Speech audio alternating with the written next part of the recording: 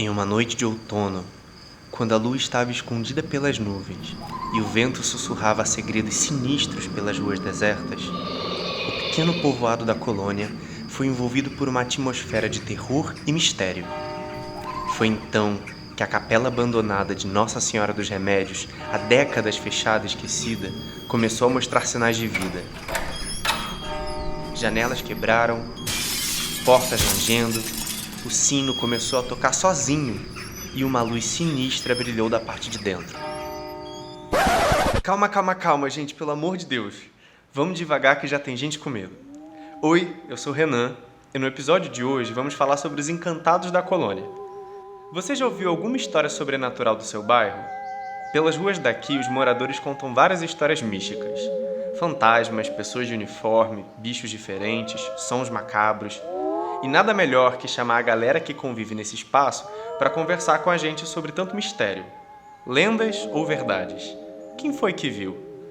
Hoje vamos falar sobre os encantados.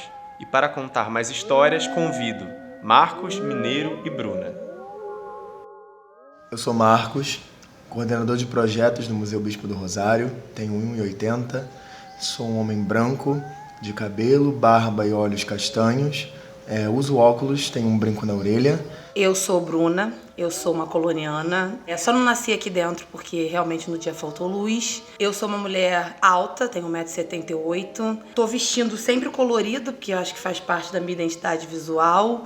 Tenho muitos piercings, meu cabelo é bem preto, tenho um sinal no rosto. Sou muito falante, né? Então, gente, meu nome é José Carlos Santos, conhecido como Mineiro. Eu tô trajando uma bermuda azul, chinela azul e uma camisa azul e um boné vermelho. E sobrancelhas grossas, meus olhos é castanho. E sou negro. E eu sou Renan, eu trabalho aqui na equipe de Educação e Arte do Museu Bispo do Rosário. Eu tenho 1,70 m, sou um homem pardo, de cabelo crespo, black pra cima, bem castanho, sobrancelhas grossas, olhos castanhos também. E nesse momento estou vestindo uma roupa branca, sem acessórios, apenas com o meu relógio. Marcos, eu fiquei sabendo que você estava a fim de contar uma história pra gente. Vamos lá. Colônia 2023, agosto, época de festa junina aqui do museu. E ainda era coordenador de produção desse museu. Festa rolando, tudo começando, a gente arrumando as barracas dos feirantes, das pessoas que estavam vendendo suas coisas na festa, som ligado, gente chegando, e acabou que esquecemos uma coisa que era a lixeira. E Marcos busca a lixeira, e saiu correndo para buscar essa lixeira, a bendita lixeira. Volto eu com uma lixeira na mão, correndo pelos corredores ali da Colônia Velha. Quando eu chego com a lixeira bem no coreto onde acontecia a festa, anunciam as brincadeiras com as crianças. Só para contextualizar, o coreto ele é no meio de algumas ruas, né? E nesse exato momento começa uma ventania absurda. Era uma ventania absurda mesmo, era uma ventania que me deixou em desespero.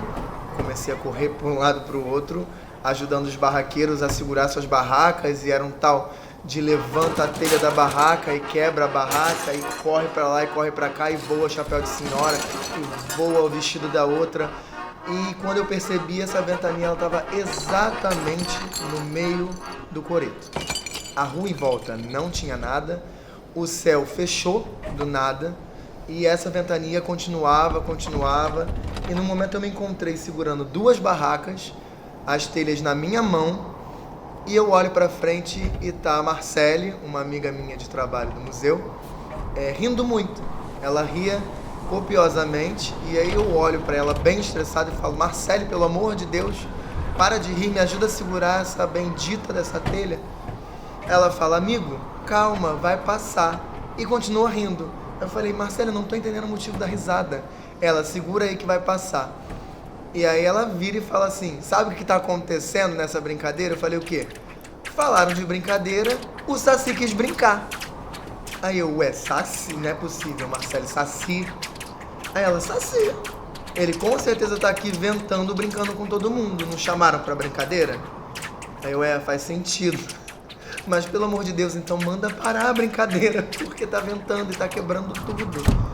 Ela: calma, ele vai cansar.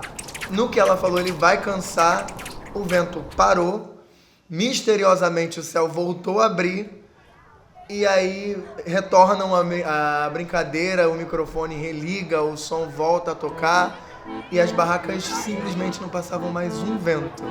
É absurdo, mas depois daquele dia eu comecei a acreditar que o Saci estava aqui. E agora toda vez que eu vejo uma ventania ou algum truque, alguma brincadeira acontecendo na rua, eu tenho certeza que o Saci está na colônia sacaneando essas pessoas. Gente, que coisa forte, meu Deus. Eu não vou negar que eu tô super curioso e eu acho que eu preciso saber um pouco mais dessa história. Marcele, vem cá. Eu sou Marcele, estou como coordenadora de geração de trabalho e renda do Museu Bispo do Rosário.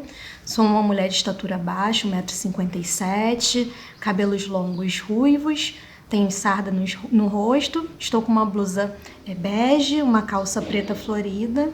Marcele, então, o Marcos estava aqui contando pra gente uma história que tu estava envolvida. A gente quer saber a tua versão. Então, essa história, né, da festa junina do ano passado, da festa agostina, ela iniciou em junho, quando a gente foi fazer a visita num quintal de um dos moradores aqui da colônia, o seu Ronaldo. E ele é um produtor, né? Ele é como se fosse um professor pardal aqui do território, ele tem criação de peixe, de galinha, de abelha. Um quintal muito grande, muito convidativo. E nesse quintal, conversando ali com o seu Ronaldo, eu fiquei prestando atenção numa área de bambuzal que tem dentro desse quintal, maravilhosa, muito linda, que fica na parte da colônia chamada Faixa Azul, né? Uma parte mais afastada um pouquinho da colônia, próxima ao Dois Irmãos. E aí nesse bambuzal, conversando ali com o seu Ronaldo, eu comecei a ver uma movimentação um pouco estranha, assim, que me chamou a atenção. E eu fiquei observando durante esse diálogo. E aí eu avistei uma figura com um sorriso enorme, né, me olhando, me encarando, me fitando. E eu falei, bom, não é possível, né? Tem alguma coisa ali. Fiquei prestando atenção e vi nitidamente o Saci ali no quintal do seu Ronaldo.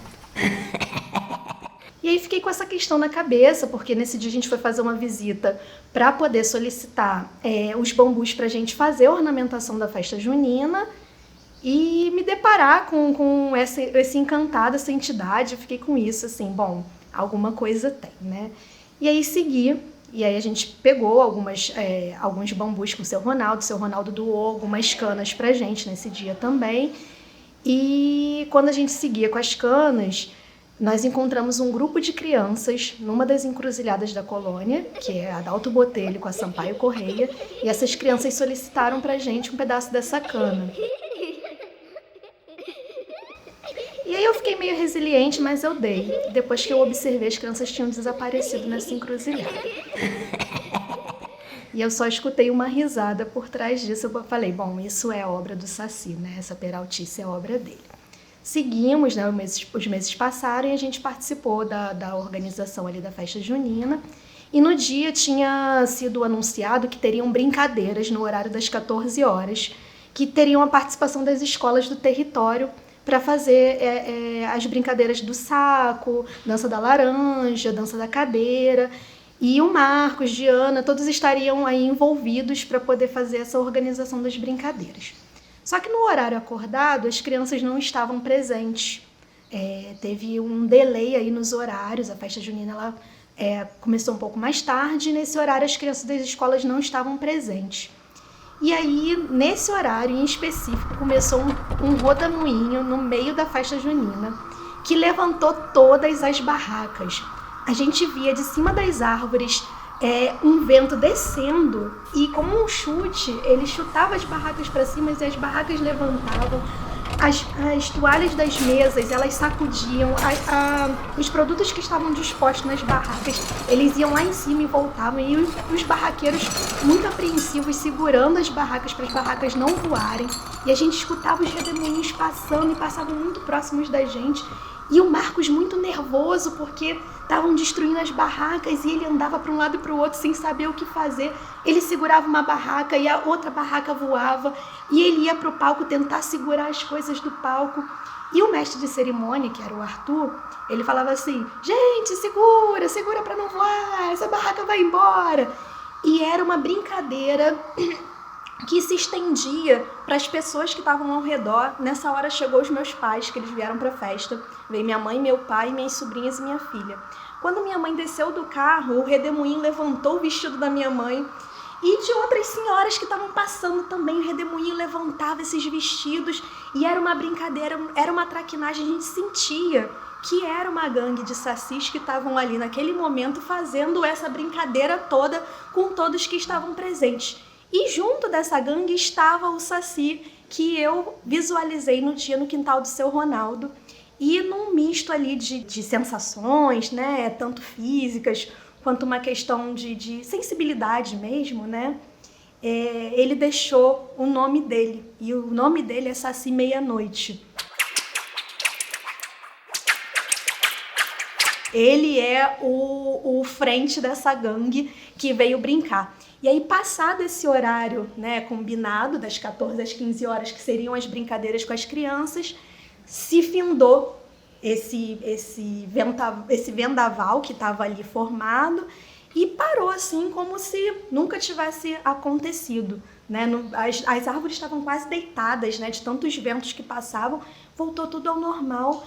E o Marcos ali de cabelo em pé, né, quando parou, ele respirou aliviado. E a gente pôde dar continuidade nessa festa aí, mas foi um bocado que a gente passou com medo das barracas quebrarem, de levar todo o processo de produção que tinha sido feito nessa festa. Foi muito assustador, mas no final a gente sentou e deu boas risadas com essa história. Gente, mas que coisa bizarra essa história desse Saci Meia-Noite, líder da gangue de Saci.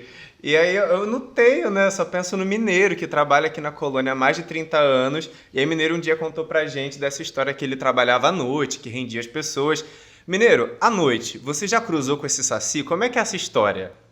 Para te dizer a verdade, nunca cruzei com ninguém, porque eu não carrego medo comigo. Inclusive, eu fazia até serviço para ela, aqui no Franco da Rocha. Ela falava que era mais de meia-noite, aí ela escutava aquelas correntes arrastando. Eu passava perto de onde é que ela estava descansando.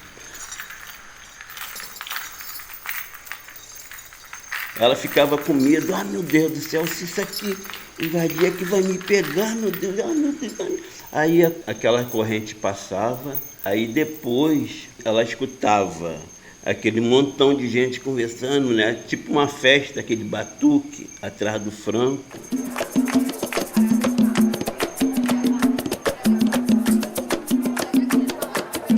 Poxa, eu dava a volta pelo Franco da Rocha quando aquilo ali tudinho, eu não via nada, não via nada. Sabe o que é nada? É nada.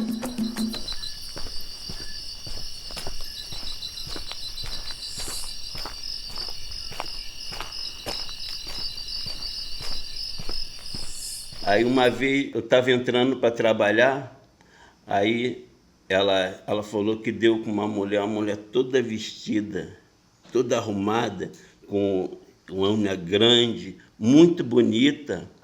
Ela falava assim, fulano, você não encontrou uma mulher bonita não? Por aí, na portaria, eu falei assim, não, eu não encontrei não. Eu encontrei com ela, ela me deu bom dia, eu respondi ela. Passou um tempo que ela foi perguntar aos guardas, os guardas falaram assim, não passou ninguém aqui não. Não passou ninguém. Desde a hora que eu cheguei aqui, não apareceu ninguém. Aí sabia.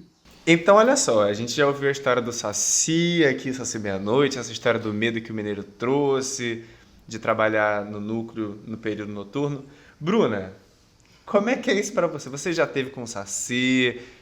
Tem familiar? Como é que é essa história aqui? A questão do Saci, até hoje lá em casa, o meu avô bota o cachimbo na mureta pro Saci, que é o Saci mais velho, né? Que ele que meio que ordena a bagunça ou não. Então, como a gente tinha galinha, tinha as coisas em casa, para não perder as coisas, bota lá o cachimbinho do Saci, né? Mal não vai fazer. E aí, agora, tudo muito linkado, porque eu tenho uma família que as histórias realmente carregam, né? E a gente Eu acredito em tudo, né, dos mitos da colônia. Não é mito, pra mim isso é verdade, sei lá, é estranho falar, que é verdade, né?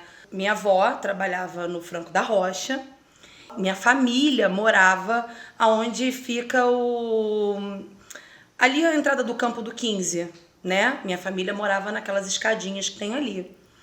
Então, né, quando meu tio começou a namorar minha tia, que morava já na Adalto Botelho, que é onde eu moro hoje, ele tinha que pegar a bicicleta e sair lá de cima, né, que a gente chama lá em cima e aqui embaixo. A gente tinha que sair lá de cima e vir de bicicleta para namorar minha tia. Numa dessas, ele não chegou para namorar e começou a procurar. Aqui a gente tinha a rádio informativa, né, que é a fofoca. Então, um ia passando fofoca para o outro. O Antônio não chegou. O Antônio não chegou.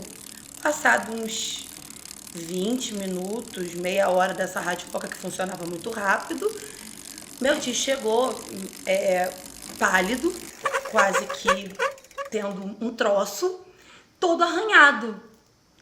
E aí, minha avó, você brigou na rua? O senhor te bateu? O que aconteceu? E ele falou, não, eu fui primeiro lá em cima, depois do quintal do seu Ronaldo, e na hora que eu tô descendo no caminho do Franco da Rocha, ali do faixa azul, eu escutei uma pessoa fazendo psiu, psiu, psiu. Antônio.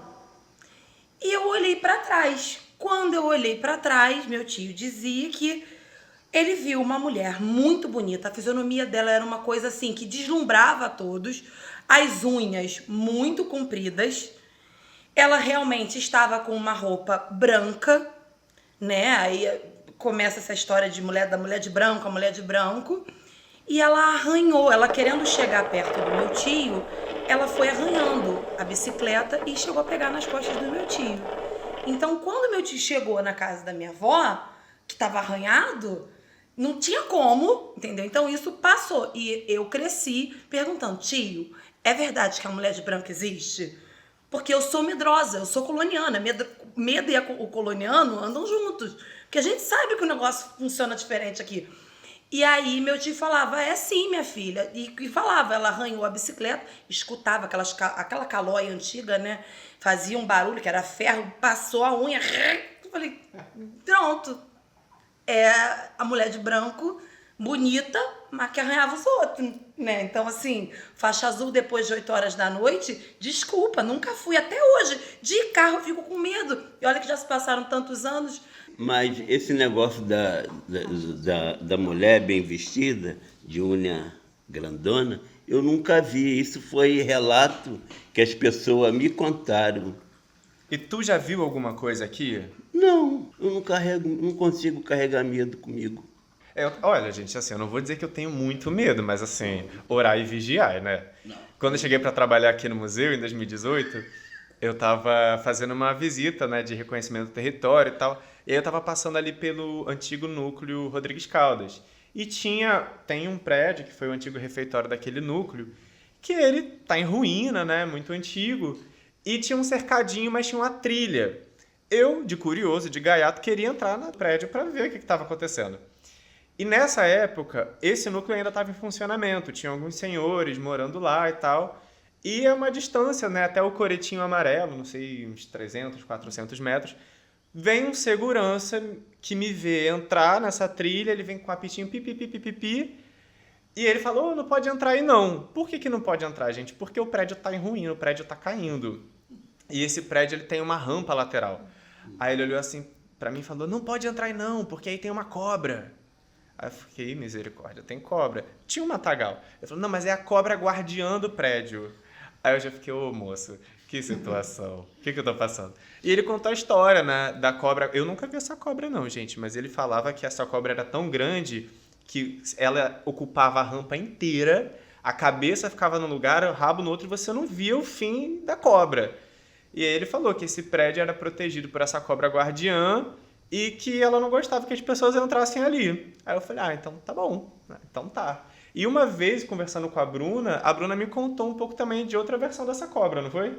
Ali, você foi muito corajoso. De verdade, porque assim, ali é aquela trilha ali, todo mundo sabe que não é nem pra botar o pé. Porque o que acontece? A cobra, né, já disseram que ela tem mais de uma cabeça, já disseram que ela é guardiã, já disseram que ela protegeu o lobisomem.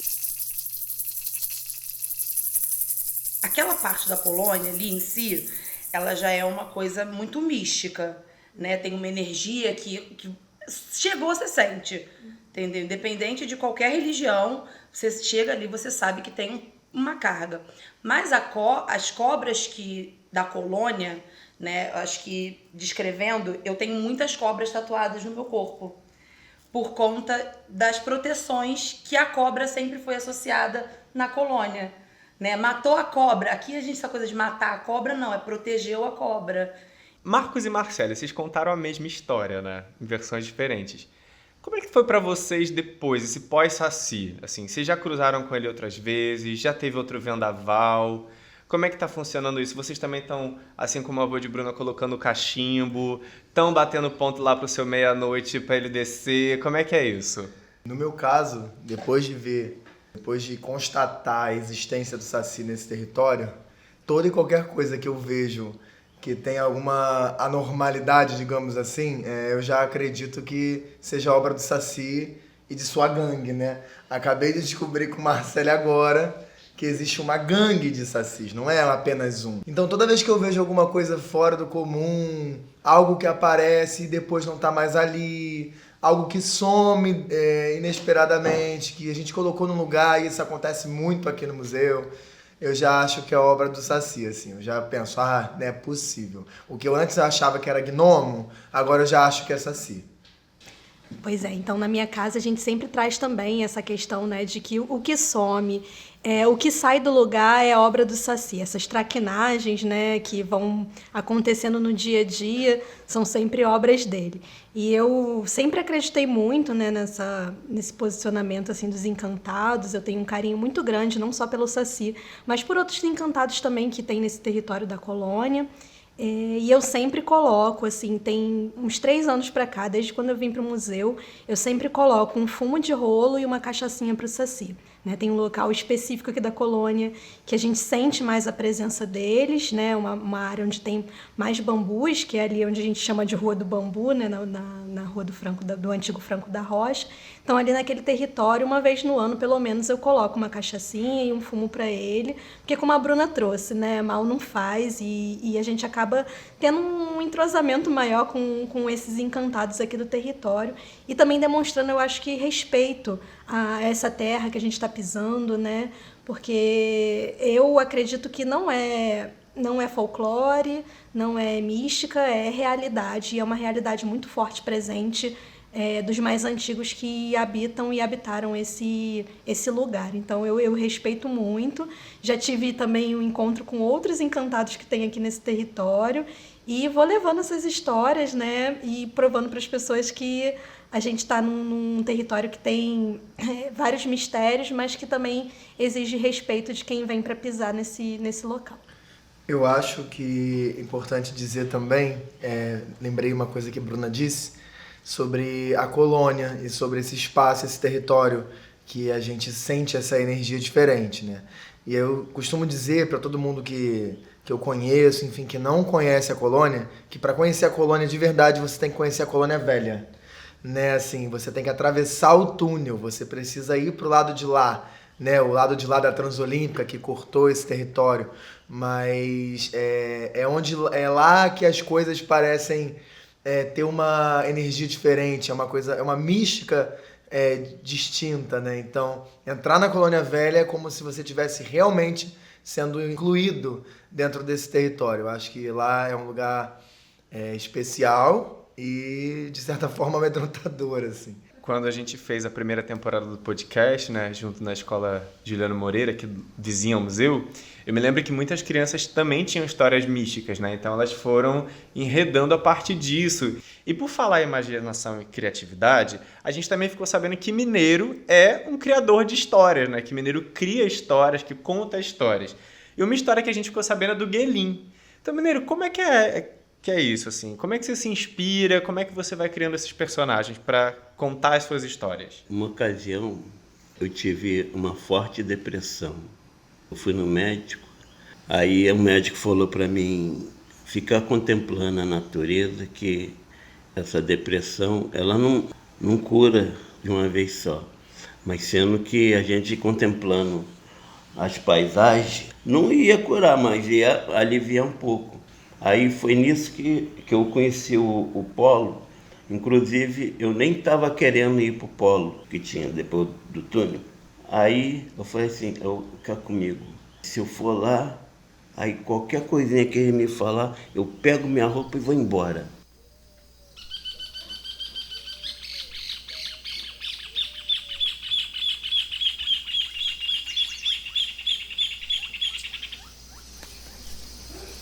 Um dia eu estava pro lado de fora, olhando lá para a pedra dos dois irmãos. Aí veio na minha mente, Guilherme nasceu assim. Ele estava na floresta, estava quieto aí. De repente aí veio aquele índio. Aí o índio veio, o Guilherme falou assim, vem cá, tô vendo que você vai caçar. O índio falou assim, eu preciso caçar para alimentar a minha família. Aí o Guilherme falou assim, que é o Saci. Mas você não precisa disso, matar a flora e nem a natureza. O Guilherme falou assim, vem cá, vem comigo. Chamou o Guadajara foi com ele. Aí o Guilherme apresentou, ó, aqui na colônia tem fruta aqui, fruta ali. Não precisa você matar os bichos.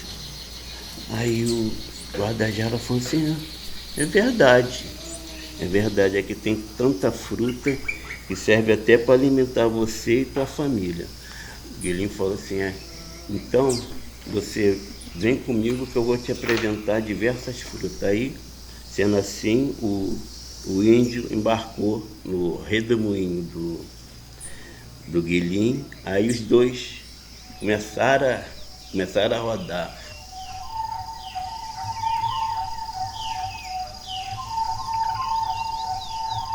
Aí rodaram o Brasil todo.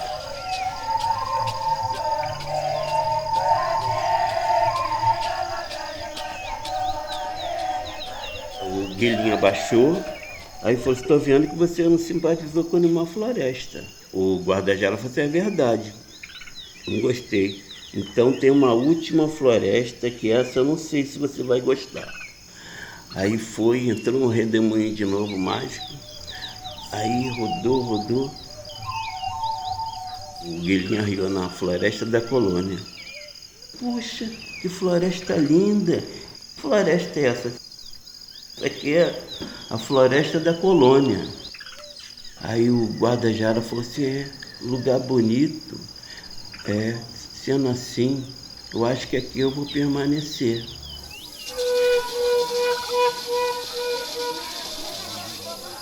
Aí o Guilherme falou assim, sendo assim, nós vamos permanecer aqui, porque ali tem minha casa, aqui tem diversas frutas, aí que você pode até alimentar a família. Aí o Guadajara falou assim, sendo assim, eu vou trazer minha família toda pela floresta da colônia. Então tem toda uma relação, né, maravilhosa com esse território aqui. Isso, agora eu esqueci. E aí vamos ver se um dia esse Guilherme aparece aí para Marcelo e Marcos, né? Que de Saci eles estão na especialidade. Mas segundo as pessoas falam, eu também já vi, um lagarto desse tamanho assim, ó.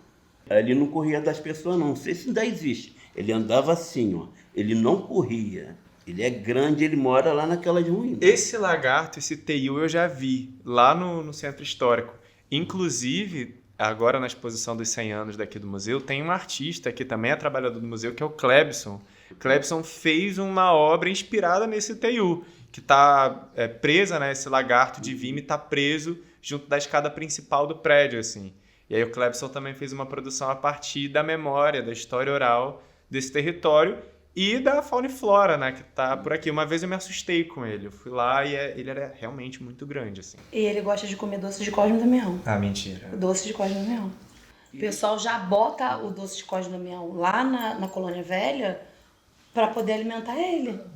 Para dar o doce dele primeiro.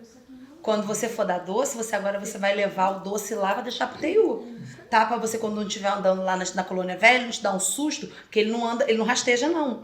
tá? Ele anda de um jeito que, assim, parece até que ele vai levantar. E eu deixo ele onde? Você deixa onde, em qualquer lugar que ele acha. Fica tranquilo que os seres místicos daqueles, eles te acham. É maravilhoso. Não tem aquele negócio que o pau te acha, aquele ditado? O pau te acha. Aqui é os seres místicos, tá? Não tem essa, não. Acham mesmo. Tá? Eu tô achando que Bruna é praticamente uma especialista nas histórias místicas da colônia, né? Gente, tinha uma caló e um sonho, né? Eu andava nessa colônia pra cima e pra baixo, na casa de todo mundo. Eu sempre gostei de conversar. Então eu sempre parei na casa de todo mundo e sempre gostei de conversar com idoso. Então eu chegava na casa, tipo, da tia Esmeralda ali, que mora em frente à igreja. Ela chegava e falava: minha filha, pode ir pra casa, já deu a tua hora. Eu falava: por que, tia? Você vai arriscar? Você vai passar pela cobra uma hora dessa? Aí eu falava: não. Eu lembrei, Bruna, assim, você falou lá da cozinha, né, que é um dos mais assustadores, um dos pontos mais assustadores. Eu lembrei do seu Arlindo, que ele contou uma vez uma história dali do núcleo Rodrigues Caldas, que não sei se você vai lembrar, sobre o boi diamante, que andava aterrorizando o pessoal por ali no núcleo Rodrigues Caldas. O boi diamante era um boi enorme, que ele arrebentava os muros e as cercas dali do pessoal que morava mais antigo. E aí ele era caçado, só que ninguém conseguia pegar esse boi, ele fugia e ele era muito arisco. E durante muito tempo ele passou tocando terror aí de todo mundo, e ninguém sabia se ele era físico, se ele era não físico, mas o pessoal caçava para poder se livrar desse boi. E aí o seu Arlindo me contou que um dia conseguiram pegar esse boi e apareceu só a cabeça do boi diamante. Foi só a cabeça do boi que apareceu, o corpo não apareceu. E aí dizem que até hoje tem aí umas aparições só do corpo do boi aí vagando pela colônia, esse terror todo, principalmente ali no núcleo Rodrigues Caldas e próximo à antiga cozinha, né? E aí eu lembrei quando a Bruna trouxe essa questão de ser um dos pontos mais assustadores aqui do território dessa história. E até ela foi confirmada por outros moradores, assim, eu escutei de vários outros moradores.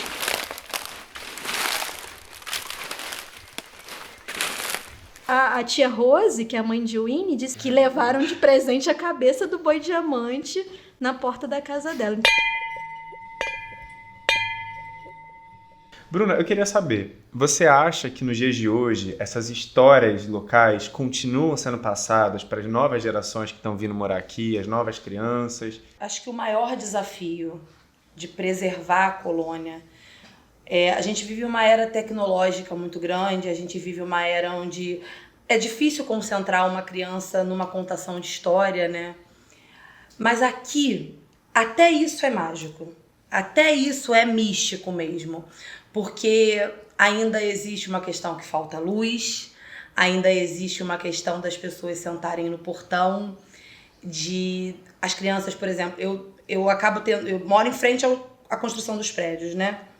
E ali são muitas crianças, então quando falta luz, eu gosto de sentar no portão, gosto de chamar, falar: ei, fulane, tu sabia que tu não pode ficar andando de bicicleta essa hora, pegar mulher de branco?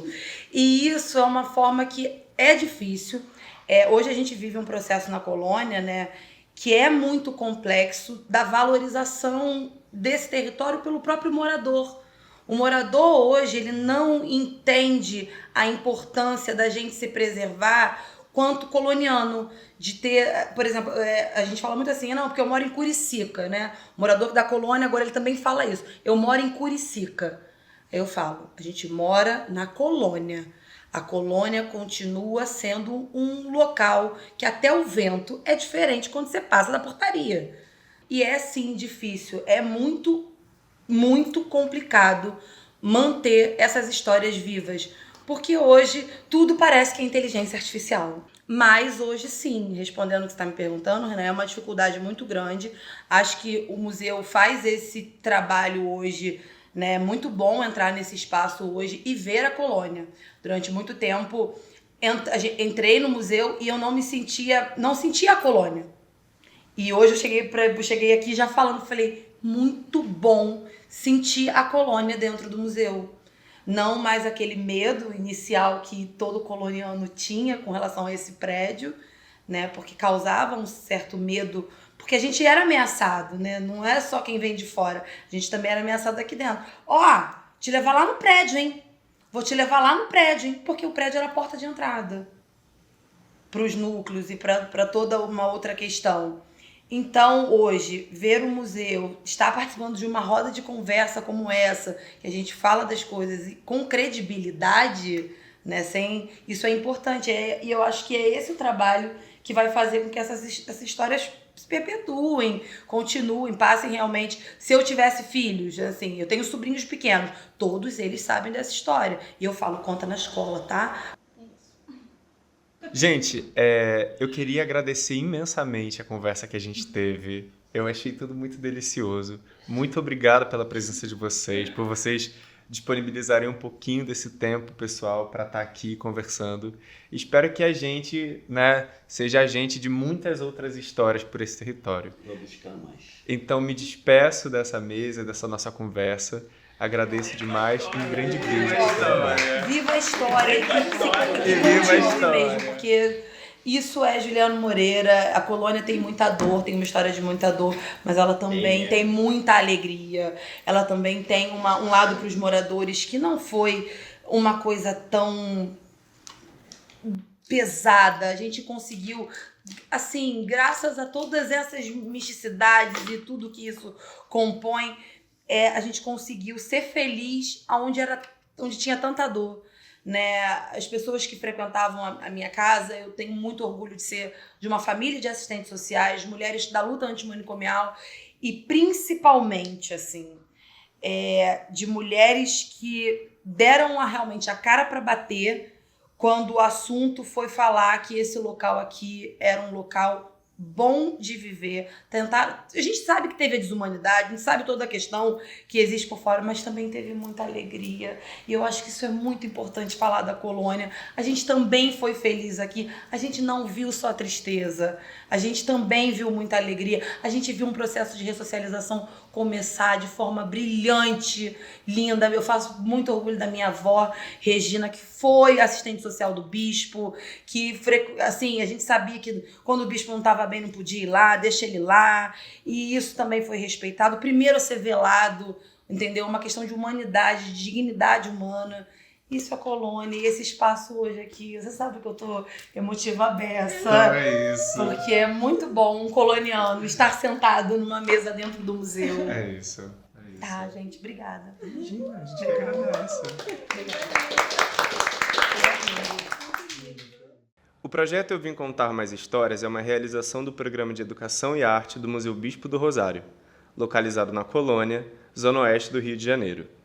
No marco do centenário da Colônia Juliano Moreira, difundimos as memórias e narrativas relacionadas a este território para além de uma perspectiva institucional marcada pelo passado manicomial.